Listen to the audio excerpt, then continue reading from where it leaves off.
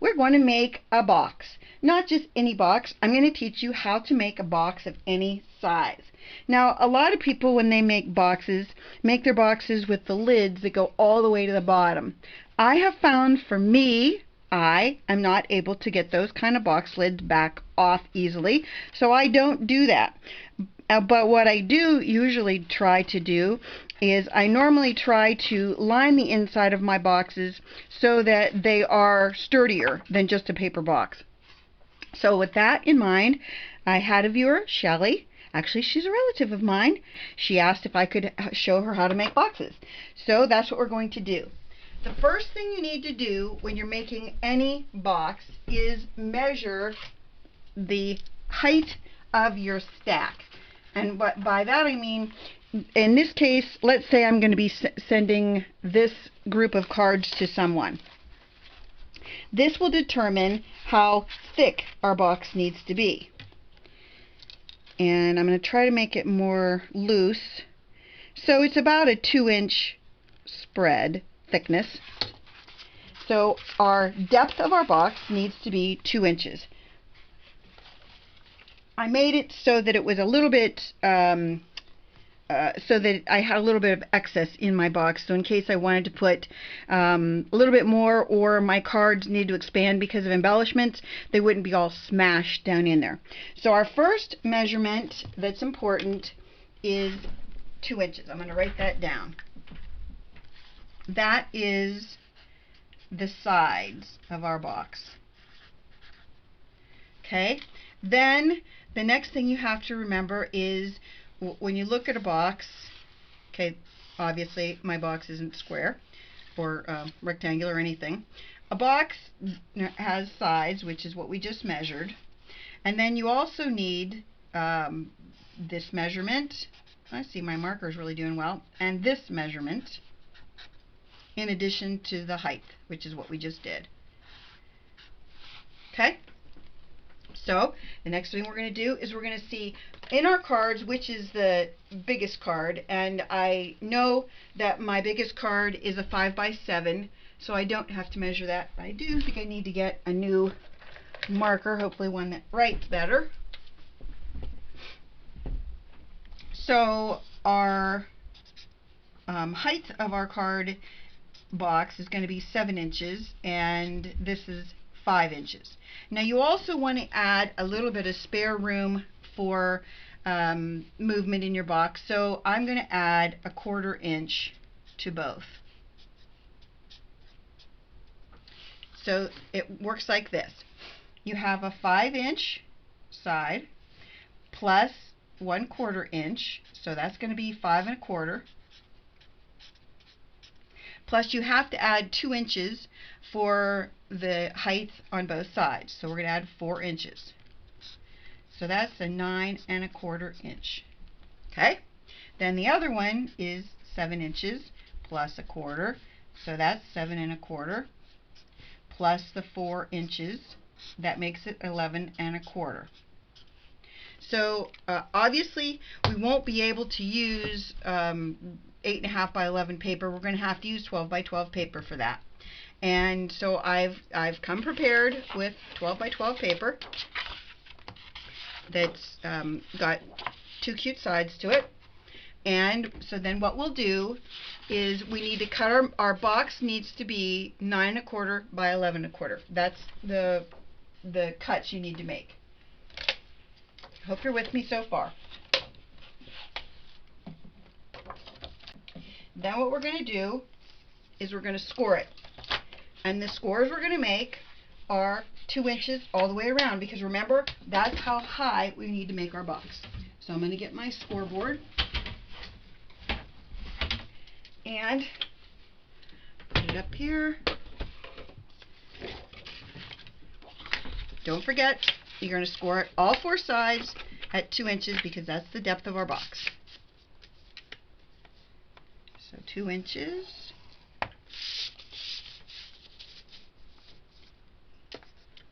2 inches. This is a pretty large box, and when you're working with paper boxes, remember they are paper, so they're not going to be as thick as a cardboard box you get in a store, and they are going to be a little bit more fragile. So you want to make sure that the glues you use are good glues and the paper you use is good paper. You can't use really thin paper for this. It's just not going to work. And I'm going to use some tear tape on it. And the cuts that we'll make, when you make a box, what you need to make sure of is that you cut, it's going to, let me see if you can see my score lines anywhere. You probably can't, maybe on this side. You need to cut in on your score line all the way to your other score line. So your horizontal and your vertical score lines need to match up, and then you want to cut a little bit of a notch in all four sides. So at each one of these side scores, we're just going to quickly cut, well, as quickly as I cut, we're just going to quickly cut notches. So what I did was I put score tape on all four corners, and when you're making your box, you have to decide what you want to be your top.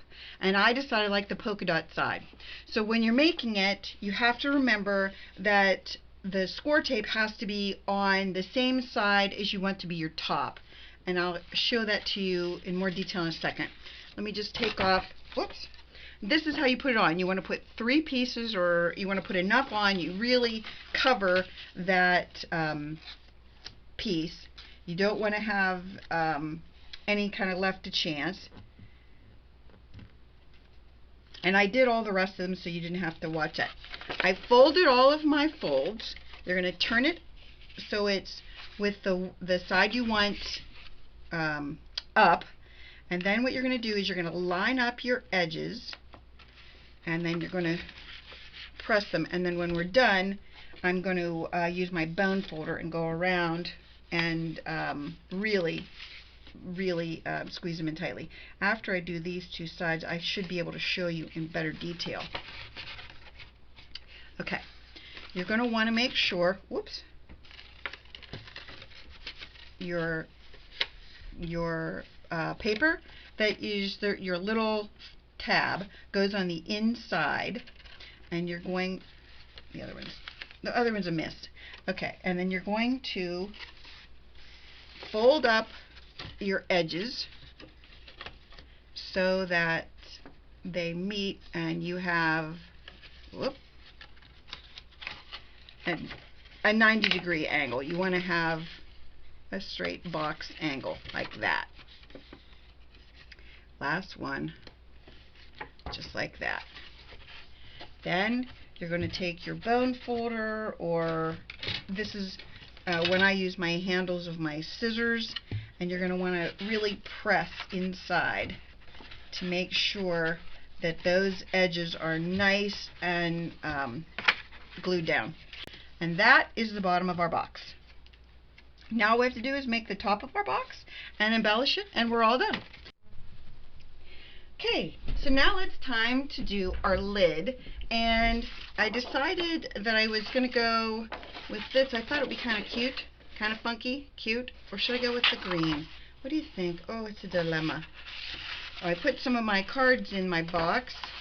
I'll probably be taking those back out. I just wanted to check it out, see if they fit. The one thing I didn't think about when I was doing my math earlier is I didn't think about that a 5x7 card would have a bigger envelope.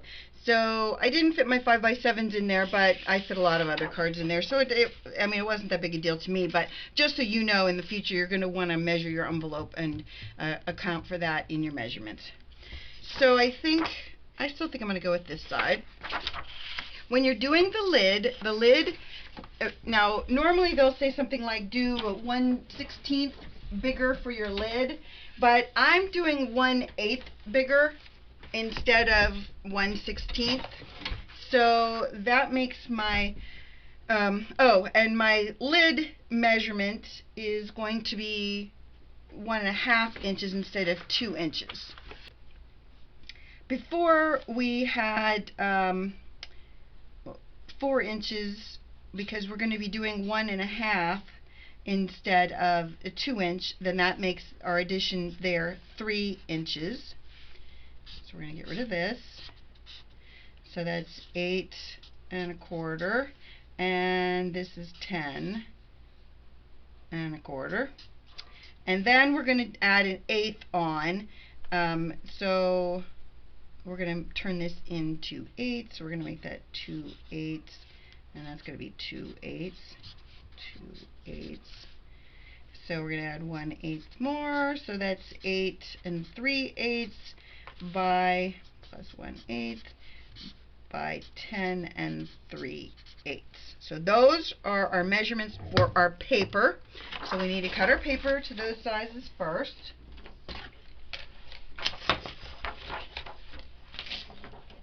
I hope you followed that.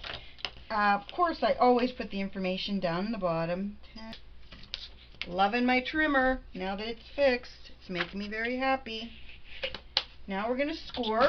Don't forget, our scores are going to be at 1.5 instead of 2. So we're going to score it on all 3 sides, or all 3 sides, all 4 sides. Oops, I'm going to flip it over and score it the other way. I prefer having my score marks on the back. 1.5. 1.5. If you don't have a scoreboard and you want to do this a different way, what you could do is you could take a ruler and then use something sharp like a pen that doesn't work, or maybe the tip of a butter knife. That would probably work. Just trying to think of ideas. That's if you don't have a scoring tool. But again, we're doing it 1.5 instead of 2 for our lid, because we don't want our lid as deep as our box. Then we're going to do the same notches as we did before, and I'm not going to make you watch that. And when we come back, I'll have the tape on there. Okay, well, I got a little bit, I don't know, we'll call it impatient, I guess, and I went ahead and did my lid. I taped it, and that's how it fits. It fits perfectly. Now what I like to do, I don't know if you can tell this, but I think the box is flimsy, in my opinion. A lot of people don't do anything to their boxes, they just let them go. But I like to do a little bit of lining of my box, and basically the places I line are the lid edges in the inside and the box inside. And so I've chosen just some plain yellow paper to do that with, and these will go inside the box, and these will go inside the lid. So we will just take some tape runner to do that. And I make these about 1/4 inch smaller, both in height and in length. So you measure your box, because you want to always make sure you measure your box, and once you get your dimensions of your box, all you need to do then is just that's down too low, but for the purposes of this, just so you guys can see it, see how it fits pretty close, even though it's 1/4 inch less. I like to make sure that my boxes are strong enough to withhold the things that are in it, and I don't think a lot of the boxes that you make, if you follow the directions that are on YouTube, at least the ones I've seen, they don't line them, and I just don't think that they're very sturdy. My opinion. Strictly my opinion. And I'm going to lay mine so that they're basically touching the bottom, or pretty much touching the bottom, and that way I'll make sure that they are as straight as they can be. The other thing that's nice about lining a box is when you line it, your seams that, you know, the where you folded it in the inside, those are now protected by that extra piece of paper. And I like that too, because then you know that they're not going to be pulled, or, you know, like nothing's going to rub against them and make them so that they won't be strong. Does that even make sense? I think it does. In my head, it made a lot of sense. In your head, maybe not. Okay. So now I've lined my box. Now you can line the bottom, but I didn't really want to do that because my bottom is really pretty. I didn't want to line the outside because, again, my outside's really pretty. I don't have a problem with lining the inside edge of my box lid because that is, it'll look fine with the green because it already matches. These are Stampin' Up! Papers, and basically Stampin' Up! Makes their papers so they all match, which is nice because then you can be assured that nothing's going to be, what's the word, wonky, we'll say. The colors won't be off. That's what I meant to say. The colors won't be off. Last one in. Last one into the pool. I probably could have lined the outer part of these, but the reason I do the inside is then the outside stays pretty, and because I do that 1/4 of an inch or 1/8 of an inch versus a 1/16 of an inch, that's what they recommend, is a 1/16 of an inch bigger for the lid. I do an 1/8 of an inch bigger for the lid because I really want to line it and make sure that when I line it I have an extra layer of paper all the way around, and it's on the inside, so it, I really want it to look, I want it to be nice. This is what I decided I was going to do to the top. I thought it'd be fun to put this on with a bow. So I'm going to put the bow, you know me and bows, we might as well get that excruciating experience over with first. I'm going to put a line of tape there, and then we're going to attempt the bow. I still don't have any idea where my bow jig went. Okay, so every once in a while your bow, after, a few tries, comes out looking pretty well. Good. Well, what's the word? I don't know. Again, little vocabulary problem tonight. I'm going to bend it in half and then snip it so that I have a little V there. Do the same thing on this side. Keep in mind, I will have all of the dimension, or all of the math, we'll call it, in our comments below, and I will also give you kind of a blow-by-blow of how to do this. And if you do need any more information, please don't hesitate to contact me and say, Sandy, I don't really understand, or your directions were kind of confusing at this point. Can you tell me what I should be doing differently? And I'll be glad to walk you through it. And then I'm going to try and center this piece. I have a little bit of the tape runner right there so that I could kind of make my bow edges a little bit cuter. There it is. There's your box. Shelley, I hope this is the idea that you wanted. It's not as big as you wanted it, but it gives you the idea of exactly how you need to do the math to make it yourself. I hope everyone enjoyed this tutorial. Hope you give it a thumbs up. Please subscribe. Tell your friends on Facebook, Pinterest. Please tell your friends about my channel. Thanks so much for watching. Bye-bye.